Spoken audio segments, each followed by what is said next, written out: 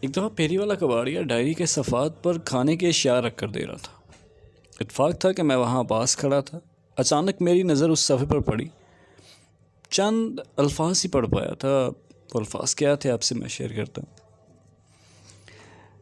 وہ ڈری سہمی سی میری زندگی میں آئی تھی۔ کہتی تھی شوہر بہت ظالم ہوتے ہیں۔ پہلی رات میں اس کی یہ بات سن کر بہت ہنسا۔ وہ میری طرف دیکھ کر حیران ہو رہی تھی۔ بولی اب پاگل ہیں؟ اتنا کیوں ہنس رہے ہیں؟ بات بھی سچ تھی، میں کیوں اتنا ہنس رہا تھا؟ آپ نہیں سمجھ پائیں گے۔ باخدا اس کا انداز بیاں اتنا دل فریب تھا کہ مجھے اس پر پیار آ رہا تھا۔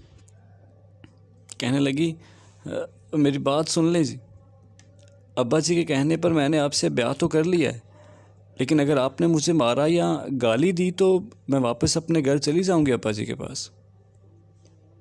اس کی آنکھوں میں نہ جانے کون سا کوئی ڈر تھا جو اسے کھائے جا رہا تھا۔ حالانکہ ہماری ارینج میرج تھی، مجھ پر ایک راز کھلا تھا کہ اس کی بڑی بہن کو اس کے شوہر نے اتنا مارا تھا کہ اس کی ایک ٹانگ ٹوٹ گئی۔ بیچاری ابو نفسیاتی مریضہ ہے۔ مجھے کہنے لگی مجھے مارنا نہیں، مجھے کچھ نہ کہنا، جب آپ نے مجھے چھوڑنا ہوا تو بس ایک بار کہہ دینا، میں چلی جاؤں گی، حق مہر بھی معاف کروں گی، بس مجھے کچھ کہنا نہ کبھی۔ ہائے اس کی بے بسی، تھی تو وہ میری بیوی۔ بھلا کوئی کیوں کر اپنے ہمسفر کو دیمک زدہ کر سکتا ہے؟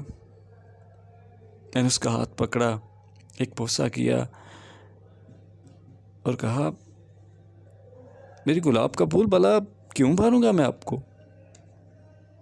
ادھر آؤ۔ اس کا سر اپنی گود میں رکھا، اس کو پیار سے سمجھانے لگا ایسا کچھ نہیں ہوگا، تم پریشان نہ ہو۔ اس کی عمر 18 سال تھی اور میری 20 سال تھی۔ ہماری شادی بہت جلد ہو گئی تھی۔ اس کو لوڈو کھیلنے کا بہت شوق تھا۔ شادی کے کچھ دن گزرے، مجھے کہنے لگی لوڈو لے کر آئے نا۔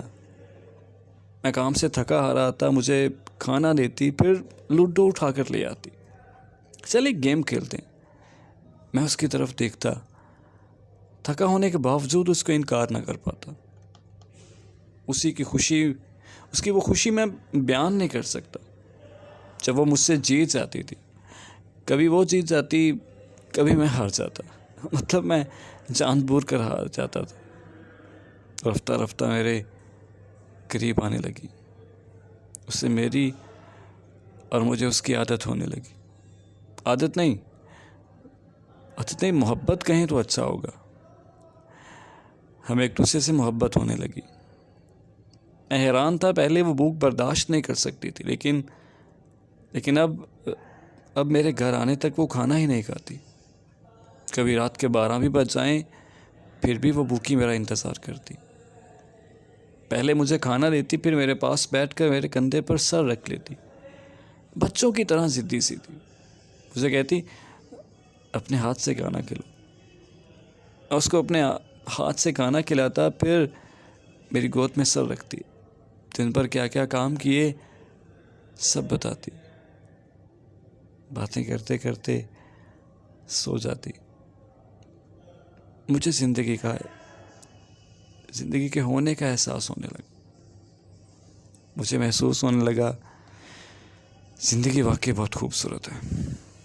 جب آپ کا ہمسفر اس قدر محبت کرنے والا ہو تو زندگی واقعی دنیا میں جنت ہے، آخرت میں تو جنت ہے ہی۔